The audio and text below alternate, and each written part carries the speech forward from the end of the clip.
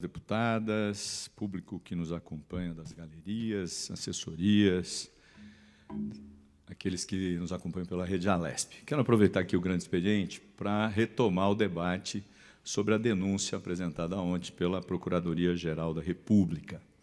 E a primeira questão que a gente precisava colocar aqui, e eu ouvi atentamente os deputados bolsonaristas, é se leram as 270 páginas da Procuradoria-Geral. Porque vir aqui e descredenciar que não tem prova, que é achismo, que é denúncia sem comprovações e tal, eu fico impressionado, né, porque ninguém leu. Se lesse, ia perceber que a denúncia apresentada tem conteúdo, substância e provas. Aliás, provas que podem ser contestadas depois que se iniciar o processo para saber se vão ser condenados ou não aqueles que estão na representação da Procuradoria. É impressionante o malabarismo verbal que alguns deputados fazem aqui para tentar defender o presidente Bolsonaro, o inelegível. Então, vamos lá.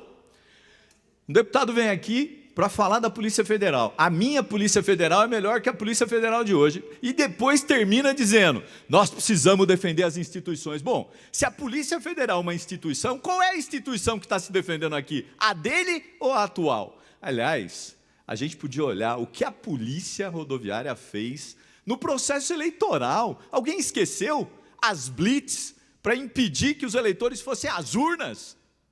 Pior do que isso, a denúncia mostra uma tentativa de matar o presidente eleito e seu vice. Então, eu queria perguntar aos deputados defensores do inelegível. Vão falar que foi o quê? Ah, não, mas não teve morte, era só um planinho.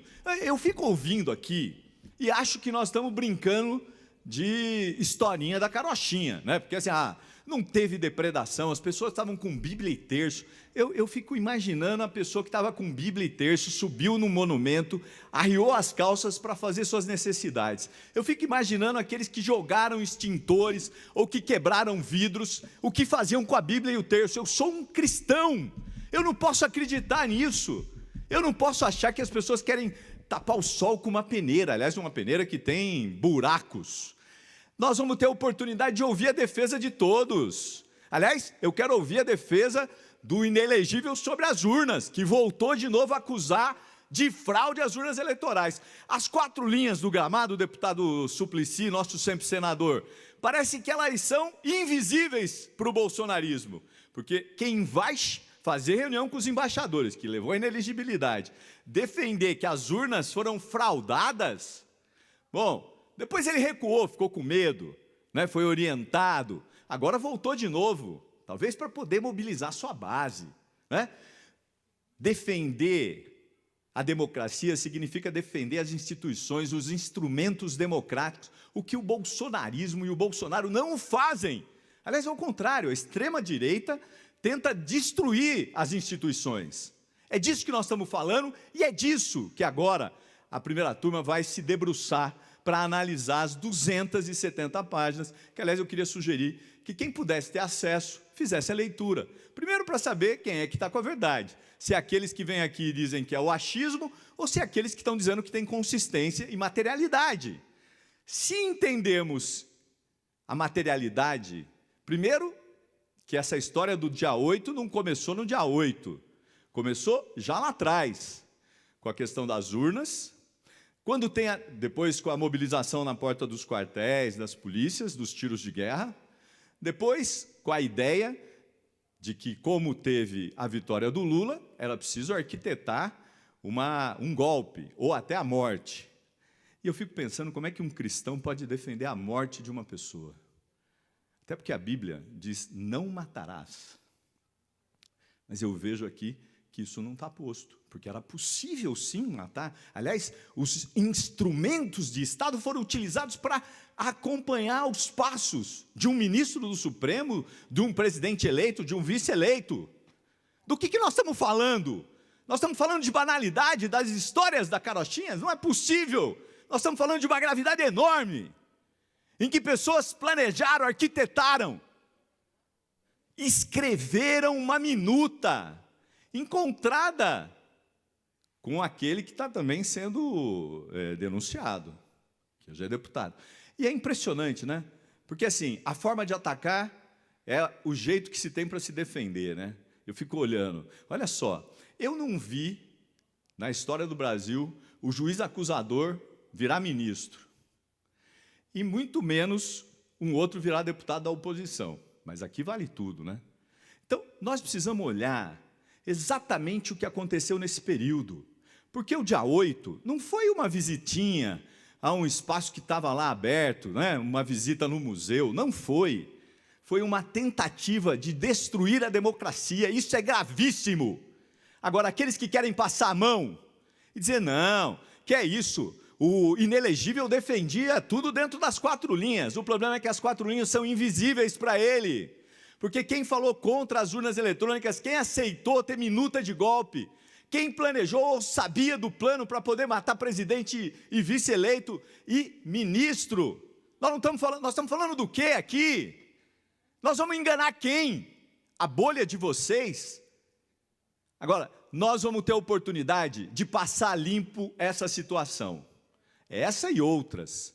Até porque essa é a primeira de outras que virão.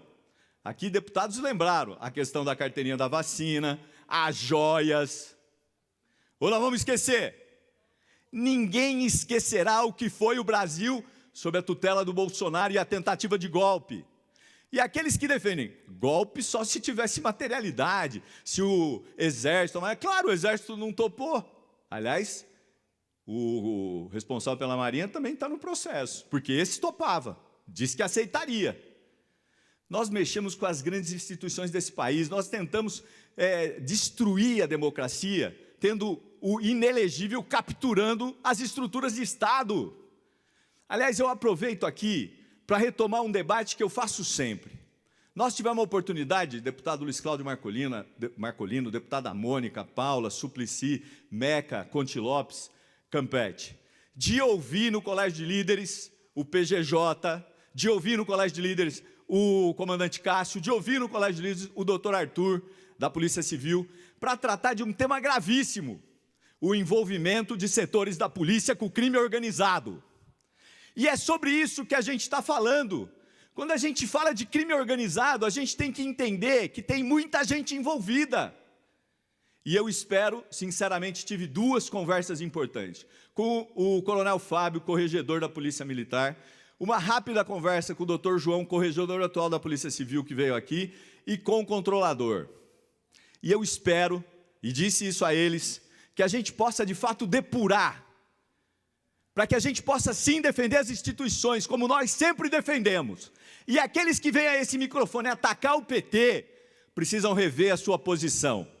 Porque é muito fácil atacar para poder esconder. Nós precisamos tirar a peneira desse sol que brilha no rosto de cada um de vocês, mostrando a realidade do que tem sido as instituições do Estado, que não podem ser capturadas nem pelo crime organizado e nem por aqueles que estão de plantão no governo do Estado. No governo do Estado, no governo federal, na prefeitura. Governo tem tempo, instituições são permanentes, devem ser defendidas sempre. E é sobre isso que a gente está falando. E nesse caso do golpe, punir os responsáveis, os irresponsáveis, significa ter um respiro pela democracia e para a democracia. E nós vamos fazer esse debate permanente aqui nesse plenário. Deputados do PT, do PSOL, todos aqueles que são defensores da democracia vão continuar o tempo todo usando esse espaço para trazer as informações, para se contrapor às desinformações. Aliás, para terminar aqui o uso do grande expediente, eu queria ressaltar o que o PGR traz como eixo importante da denúncia. Ficou nítida a má-fé da perpetuação de narrativas já suficientemente desautorizadas. O golpe, as urnas eletrônicas, tudo fez parte da grande mentira que se construiu e que foi vendida para as pessoas para que se destruísse a democracia, para que se perpetuasse no poder a extrema-direita, aquela que vacinou todo mundo, aquela que se preocupou com os mais pobres, aquela que olhou para quem precisava do outro lado e não do lado correto. Muito obrigado, senhor presidente.